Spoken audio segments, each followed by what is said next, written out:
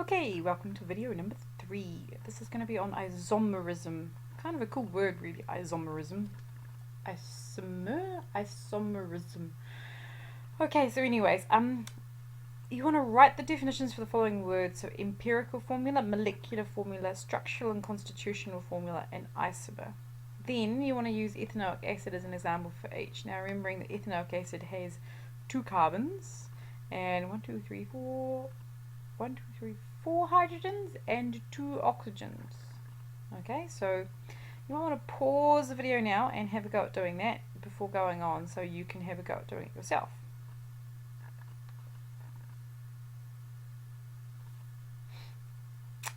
So, here we go. Empirical formula is the formula for a compound showing the simplest ratio of atoms of each type in one molecule. Molecular formula is the formula for a compound showing the actual number of atoms in each type of one molecule. Structural constitutional isomer is the formula for a compound showing the actual arrangements of the atoms and bonds in one molecule.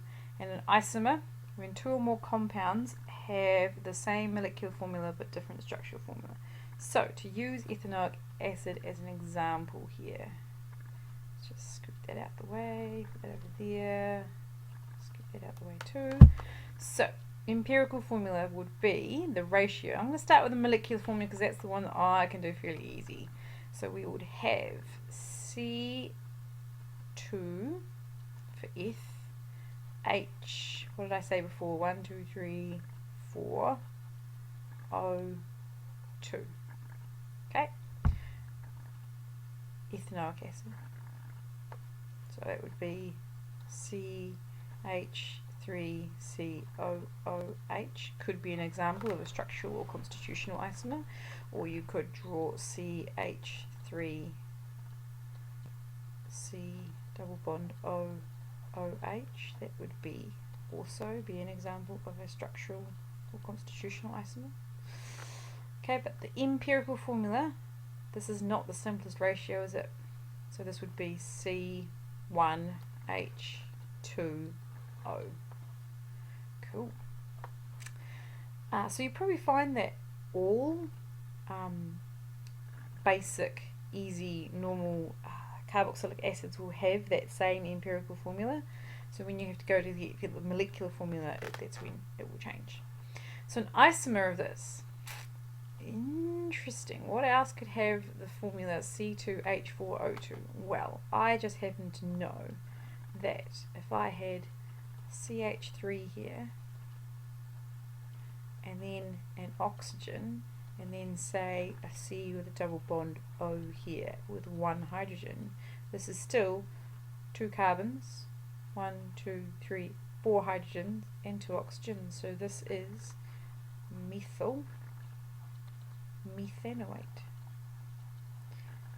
aka methanoate, aka an ester.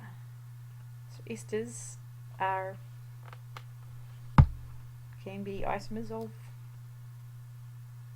carboxylic acids. Right. Carrying on. Here's a nice little flow chart for you. So the entirety of isomerism can be broken down into structural or constitutional isomers, which can break from chain isomers, positional isomers, and functional group isomers. Just to give you an example here, so chain isomers would be where you had carbons all in a chain, and then you might say there'd be branches off that chain. So instead of having 5 carbons in a row, you might have 4 carbons with a methyl group, or 3 carbons with 2 methyl groups. Positional isomerism relates to things where you have, say, primary, secondary, and tertiary alcohols. So the alcohol group's changed, or the chloride group or a bromide group has changed.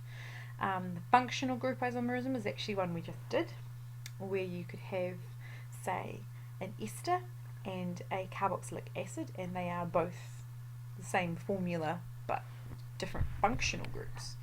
Okay, so then we have isomerism and we have stereoisomerism. So we can have geometric isomerism, which is the one you know fairly well, cis trans, got to have double bond, and optical isomers or enantiomers. So that's the stuff that we're doing this year, which is kind of funky and cool. Right, so we in class I got you to get the carbon and chuck 4 different colour groups on it.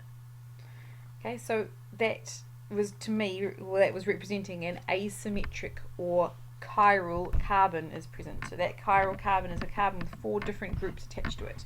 And you'll have a pair of enantiomers if you have that. You can have.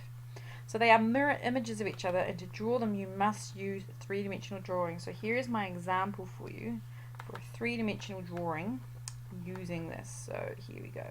The way I do it, which is just a way, but it works for me and it works really well, so it's one that I tend to do, is I start off with my carbon, and my carbon has 2 bonds, right? So they are in the same plane as this screen. Then I will have 1 sticky outie, wedge, and 1 goey backy, dash. So you should be familiar with this. This is your tetrahedral diagram that you would draw, say, I don't know, in your 2.4, that's the one, 2.4, I was trying to remember. Alright, then I can stick 4 different groups on here. So we could stick, what do you want to do? Let's do some shapes and colours, shall we? Maybe not. Let's just do, this can be a sheep, this can be a cow, this can be a dog, and this can be an elephant. And that's where you should say, what's the odd one out? No. Alright, then you draw a mirror down here. I know it seems stupid to draw a mirror, but for me it always helps. So then I'm going to draw the mirror image. Okay, so I would have going uppy, sticky backy, sticky outie, and another one in the plane. So I've got the same thing as this, but in a mirror. Okay, so go back. And this way you will always draw the enantiomer. Okay, so the cow is going back, so the cow has to go back. Dog was sticky outie, sticky outie, and the elephant was in the same plane of this. Okay, I suggest you have a go at practicing these. If you want to have a go at practicing them with actual things, here you go, I'll give you one to go and do. Okay, here is a carbon, it's going to have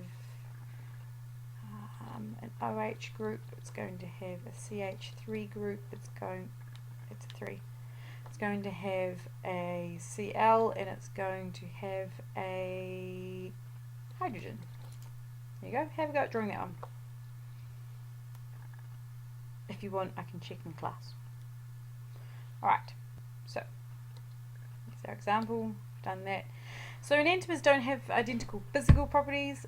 Oh, sorry, they do have identical physical properties, melting point, solubility, etc., but differ in that they rotate the plane polarized light in opposite directions. And we did have a wee chat about this in class, and I do have a few other really cool pictures and images I can try finding and showing you at some stage, which I will do, but I don't have them right now. Yeah. So this rotation of polarized light is measured by placing a sample in a piece of equipment called a I can never say that word. Polarimeter? Something like that. Optical isomers also have identical chemical properties, except in the reactions with other optical isomers. Ooh. This has important consequences in biochemistry, where only one of the optical isomers of each amino acid occurs commonly. In fact, the biological behavior of optical isomers can be profoundly different, which is why they are very important. And you'll see when you get to amino acids later on. And here is one practical application is biochemistry. And here is my thing that I talked about in class called thalidomide. Now what I would like you to do is I would like you to try and figure out where in this molecule is that carbon that has 4 different groups attached. You should be able to find it. And when you do, draw a big ring around it. Or, yeah, come, tell me, point it out to me, tell me where it is. I want to know. I want you to see if you can figure out where there is a carbon in there that has 4 different groups attached to it. Alright, that is all for today. I'll be back talking about some stuff on alcohols. Okay, see ya.